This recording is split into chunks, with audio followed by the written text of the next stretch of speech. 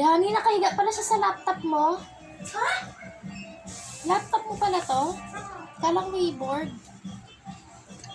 Hindi mo siya mabigat, di ba? Hindi ko alam, mabigat ang naman pusa eh. Ayun lang naman eh.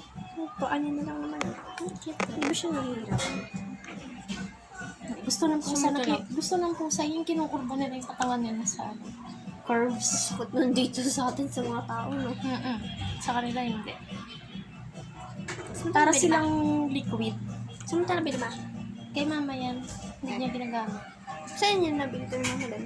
Sa Shopee! Magkano to? Shopee! Pi! Shopee! Ayan na pala po rin makita na yung mga pala. Alam, magkano bilhin mo dito? 100 plus? Meron yata yun sa sa Lotus. Ano yun? Meron? Etong patungan ng cellphone. Bilhan mo ako ma, tapos bayaran mo lang kita. Yay! Pag may black market. Wala pa yata 200 sa Lotus mo yun doon. Mura na yun. Pag pupunta ka po sa Lotus, pag isabayan. Pag wala, huwag na po. Gusto ko nga umalis na yun eh. Meron nga doon sa taas, wala pa 100. Oo nga, wala pa 100.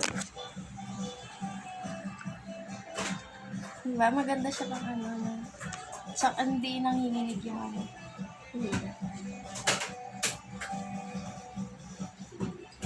Ay, nakakatakot naman.